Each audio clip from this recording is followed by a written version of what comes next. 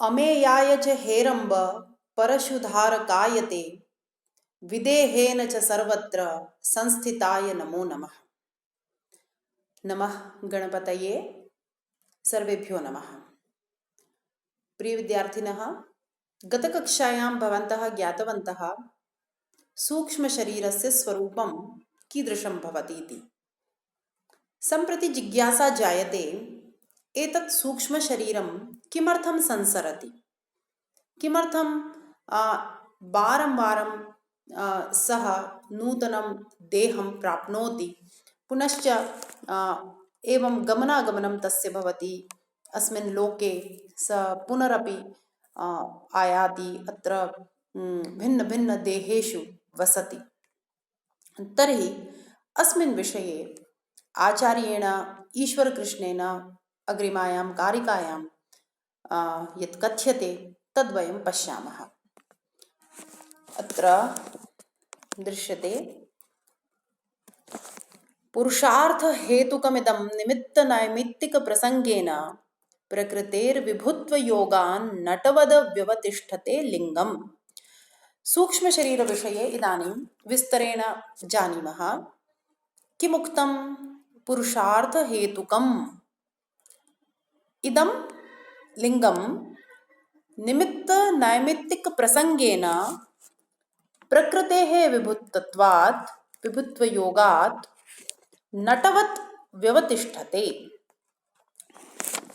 पुरुषार्थहेतुकम् अर्थात् एतत् सूक्ष्मशरीरं पुरुषार्थहेतुकमेव प्रवर्तते।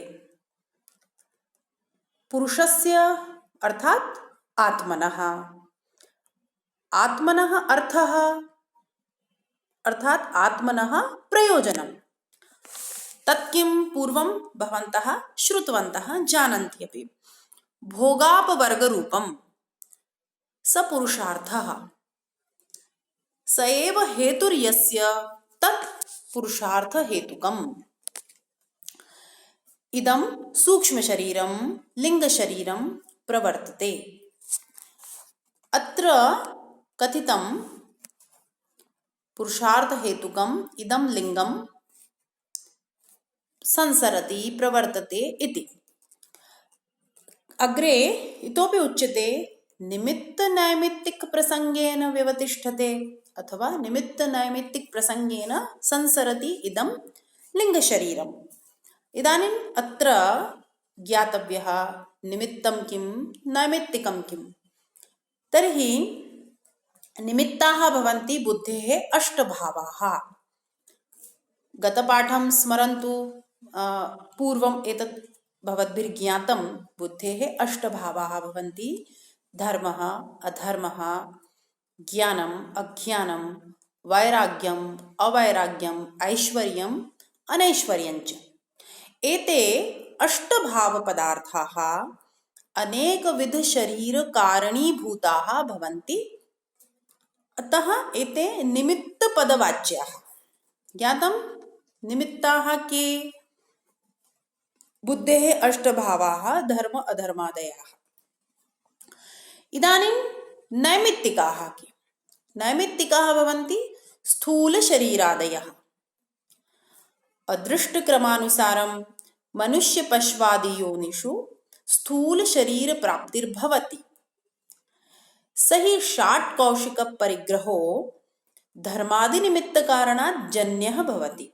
अर्थात् धर्म अधर्म आदिना स्थूलशरीरप्राप्तिर्जायते। यथा कर्माणि भवन्ति तथैव शरीराणां प्राप्तिः भवति इति तु भवन्तः जानन्ति। स्थूलशरीरेण पुनः धर्म अधर्माद्युपार्जनं भवति। अर्थात् एकदा स्थूलशरीरं प्राप्तं पुनरपि मनुष्यः किं करोति? तेन शरीरेणेव पुनः धर्मार्जनं, धर्मार्जनम्, अधर्मार्जनं, ज्ञानार्जनम्, अज्ञानार्जनम् एतत् सर्वं करोति। इत्थं संसरणं नैरन्तर्येण प्रचलति। कदा पर्यन्तं? मोक्षं यावत्। अत एव किमुक्तं? निमित्तनैमित्तिकप्रसङ्गेन। अत्र एवमपि वक्तुं शक्नुमः, निमित्तानां नैमित्तिकानां सहयोगेन तेषां सहचारेण अर्थात निमित्त नैमित्तिकानांच सहयोगः यदि नैव भवेत् चेत् लिंगशरीरं न तिष्ठेत्, तस्य स्थितिर्न भवेत् इति। पुनः एकम् इतोपि वैशिष्ट्यं कथितं। किम्?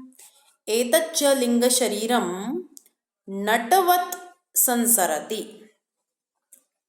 अर्थात नटः कथं भवति? भिन्न भिन्न स्वरूपे स दृश्यते न वा? कदाचित् सः मञ्चे राम भवति, तर्हि रामवत् आचरति, तथैव अभिनयं करोति। कदाचित् परशुरामः भवति, कदाचित् रावणः भवति, तथैव लिंगशरीरं नटवत् संसरति। तत्तज्जात्यवच्छिन्न स्थूलशरीरस्य परिग्रहणात् तत्तत् संज्ञा लभते इति भवन्तः वक्तुं शक्नुवन्ति। सूक्ष्मशरीरं देवशरीरे प्रविश्य देवो भवति, एवं कदाचित् मनुष्यः भवति, कदाचित् पशुः भवति, वनस्पतिः भवति, कीटः भवति, खगः भवति। एवं तर्हि किमुक्तं? लिंगशरीरं नटवत् व्यवतिष्ठते। इदानीम् अत्र शब्दद्वयम् इतोपि दृश्यते न वा? प्रकृतेः विभुत्वयोगात्। तर्हि अत्र एकस्य प्रश्नस्य उत्तरं प्रदत्तम् ईश्वरकृष्णेन। कश्चित् प्रश्नं करोति, सूक्ष्मशरीरस्य भिन्नभिन्नशरीरधारणसामर्थ्यं कुतः आगतम्? तर्हि कथ्यते प्रकृतेः विभुत्वयोगात्, प्रकृतेः मूलप्रकृतेः प्रधानस्य विभुत्वयोगात् अर्थात् व्यापकत्वात्। सूक्ष्मशरीरस्य या कारणीभूता वर्तते मूलप्रकृतिः, तस्याः मूलप्रकृतेः व्यापकत्वात् तस्याः शक्तिबलादेव सूक्ष्मशरीरमपि सर्वत्र संसरणे सामर्थ्यं प्राप्नोति इति। तर्हि किं किं ज्ञातम्? इदं लिंगं लिंगशरीरं पुरुषार्थहेतुकं, पुरुषार्थप्रयोजनसिद्ध्यर्थं प्रवर्तते। केन? निमित्तनैमित्तिकप्रसङ्गेन संसरति लिंगशरीरम्। अस्य स्थितिः कथं तिष्ठते, कथं व्यवतिष्ठते? तर्हि नटवत् व्यवतिष्ठते। एवं शक्तिः कथं लभते, कस्मात् प्राप्यते? तर्हि उक्तं प्रकृतेः विभुत्वयोगात् इदं लिंगशरीरं पुरुषार्थहेतुकं लिंगशरीरं निमित्तनैमित्तिकप्रसङ्गेन नटवत् व्यवतिष्ठते इति। तर्हि हिंदी भाषायाम् अपि शृण्वन्तु किमुच्यते। पिछली कारिका में सूक्ष्म शरीर के अस्तित्व की सिद्धि हो गई। अब उसके बाद यह यदि प्रश्न होता है कि यह सूक्ष्म शरीर किस लिए संसरण करता है, क्यों यह भिन्न भिन्न शरीरों में आश्रय लेता है और इसका आवागमन होता रहता है, तो उत्तर दिया कि पुरुषार्थ हेतुकम, पुरुषार्थ की सिद्धि के लिए भोगापवर्ग रूप जो प्रयोजन है पुरुष का, उसकी सिद्धि के लिए यह सूक्ष्म शरीर उत्पन्न होता है। अब इसमें विशेष कुछ तथ्य हैं जिनको व्यक्त किया गया कि यह जो सूक्ष्म शरीर होता है यह स्थूल शरीर के साथ आसक्त होता है और प्रकृति के विभुत्व शक्ति के संयोग के कारण इस शक्ति को प्राप्त करता है, अर्थात भिन्न भिन्न शरीरों को धारण करने की योग्यता इसमें आती है प्रकृति के विभुत्व के कारण, उसकी व्यापकता के कारण, क्योंकि प्रकृति से ही इसका संयोग होता है, संपर्क होता है और उसी के पश्चात ये प्रकृति जन्य होने के कारण उन स्थूल शरीरों में उसी योग्यता के साथ आवागमन करता है जो प्रकृति ने इसे प्रदान की है। तो इस तरह से यह विभिन्न योनियों को प्राप्त करता है और नटवत स्थित रहता है, संसरण करता रहता है। कब तक? यह भी प्रश्न हो सकता है। तो उस प्रश्न का उत्तर दिया कि जब तक मोक्ष नहीं होता, मोक्ष होने तक यह नट के समान संसरण करता रहता है, अर्थात कभी यह मनुष्य के रूप में जन्म लेता है, कभी पशु के रूप में, कभी वनस्पति हो सकता है, कभी कीट पतंग आदि योनियों को प्राप्त कर सकता है। और इसमें भी कुछ कारण होते हैं। वे कारण क्या है? तो कहा निमित्त नैमित्तिक प्रसंगेन। निमित्त नैमित्तिक प्रसंगेन, यहाँ पर जो निमित्त हैं वे निमित्त क्या है? तो जो बुद्धि के 8 भाव हैं, धर्म अधर्म, ज्ञान अज्ञान, वैराग्य अवैराग्य, ऐश्वर्य और अनैश्वर्य, उन धर्म अधर्म आदि भावों के कारण जो है यह सूक्ष्म शरीर विभिन्न शरीरों को प्राप्त करता है। ये जो 60 कौशिक शरीर है वह क्या होंगे, कौन सी योनि उसे प्राप्त होगी, इसका आधार बनते हैं ये धर्म अधर्म आदि भाव। और इसी कारण यह सूक्ष्म शरीर नाना रूपों को ग्रहण करता है, पशु पक्षी मानव इत्यादि।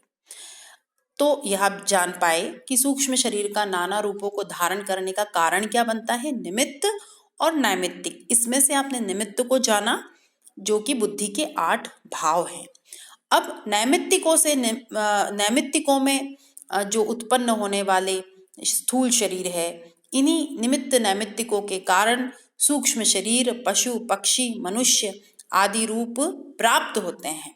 और जो सूक्ष्म शरीर की विभिन्न क्रियाएं हैं, उन्हें उन क्रियाओं का संपादन करने की क्षमता प्रकृति में ही निहित है। इसीलिए कहा प्रकृतेः विभुत्व योगात्। प्रकृति इतनी समर्थ है कि वह सभी तत्वों का सृजन कर सकती है और उसी की महिमा को प्राप्त करके यह सूक्ष्म शरीर भी विभिन्न योनियों को धारण कर लेता है। तो यह स्पष्ट हुआ कि पुरुषार्थ हेतुक यह सूक्ष्म शरीर प्रकृति के विभुत्व के सामर्थ्य से और निमित्त और नैमित्तिक के सहयोग से, अगर उनका सहयोग न हो तो ये जो भिन्न भिन्न योनियां हैं इनमें यह सूक्ष्म शरीर गमन नहीं कर सकता, उनको धारण नहीं कर सकता और किसी भी कार्य का संपादन नहीं कर सकता। तो एक अभिनेता की तरह भिन्न भिन्न योनियों में रमण करना और नवीन शरीरों को धारण करना, यह प्रकृति के विभुत्व के कारण संभव होता है। और इसमें जो सहयोग होता है वह निमित्त और नैमित्तिकों का होता है। तो नैमित्तिक हुए स्थूल शरीर और निमित्त हुए बुद्धि के ये भाव धर्म अधर्म इत्यादि। तो इनसे ही अधिवासित होकर ये नटवत संसरण करता रहता है। इसकी स्थिति निमित्त और नैमित्तिकों के कारण ही होती है।